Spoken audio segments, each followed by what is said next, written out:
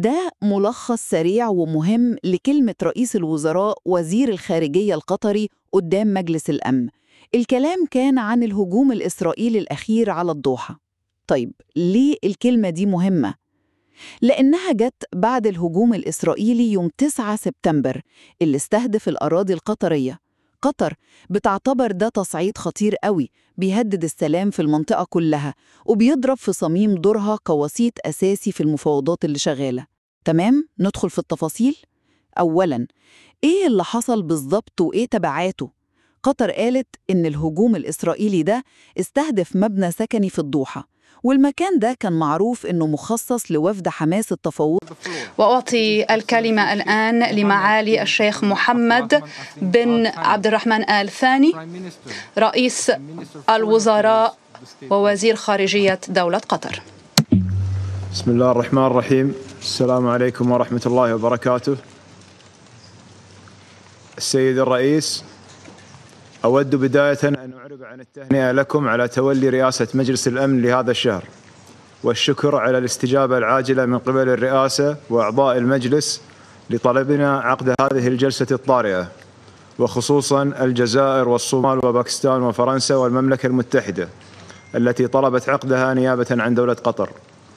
كما أود أن أشكر السيد تنبر الجاري، أحد المقرات السكنية المخصصة من قبل الدولة لسكن الوفود التفاوضية ضمن سلسلة الوساطات المتعددة التي تقوم بها بلادي، وهي مباني يقيم فيها أعضاء وموظفي الوفد التفاوضي لحركة حماس وعائلاتهم بشكل علني ومعروف لكل المعنيين بالوساطة، بل وللإعلاميين والدبلوماسيين الذين عقدوا لقاءات مع أعضاء الوفد فيه.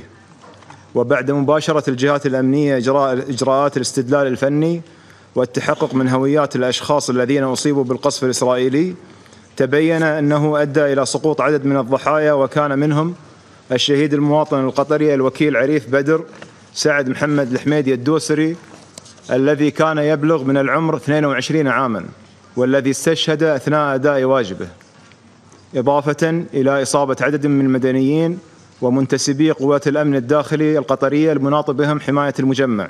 ثانياً، قطر وجهت اتهامات مباشرة لإسرائيل بمحاولة إفشال جهود السلام. رئيس الوزراء قال إن القيادة الإسرائيلية بتتصرف كأن مفيش قانون يحكمها، وإن الهجوم ده بيأكد نيتهم المتعمدة لضرب أي محاولة سلام وإطالة الأزمة الإنسانية. إنما حدث يمثل انتهاكاً سافراً لسيادة دولة ذات عضوية كاملة في الأمم المتحدة قامت به قيادة متطرفة بعيدة كل البعد عن سلوك الدول المتحضرة المؤمنة بالسلام.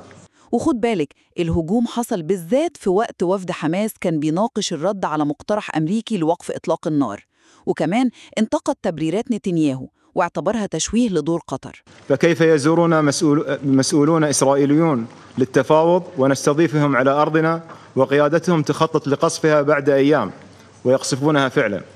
هل سمعتم عن دولة تهاجم دولة الوساطة بطائرات حربية مقاتلة وتعمل خلال العملية التفاوضية على تصفية أعضاء الوفود التي تفاوضها في مقر اجتماعاتهم، ومن ثم يخرج رئيس وزرائها بتبريرات مشينة ومقارنات مغلوطة يحاول فيها شرعنة فعلته التي أدانها العالم أجمع؟ وأخيراً، النقطة الثالثة، قطر طلبت إيه ودعت لإيه؟ طالبوا مجلس الأمن إنه يتحمل مسؤوليته ما يسكتش، لأن استهداف دولة وسيطة ده بيهدد أي عملية سلام جاية، وأكدوا إن قطر مكملة في دورها الإنساني والدبلوماسي، بس في نفس الوقت مش هتسكت عن حقها في الدفاع عن سيادتها وأمنها، وشددت إن السلام ليه طريق واحد: مفاوضات تبدأ بوقف نار فوري، إطلاق سراح كل الرهائن والأسرى، دخول المساعدات لغزة فوراً وبدون شروط، ورفع الحصار عشان نوصل لحل الدولتين. السيد الرئيس، أقف أمامكم اليوم مطالباً مجلسكم الموقر بتحمل مسؤوليته التاريخية فالصمت أمام فرض شريعة الغاب واستهداف دولة ذات سيادة في الخلاصة إن قطر شددت على خطورة اللي حصل ده واعتبرته اعتداء على سيادتها ودورها كوسيط، وطلبت المجتمع الدولي بالتحرك فوراً للحفاظ على القانون الدولي بدل شريعة الغاب.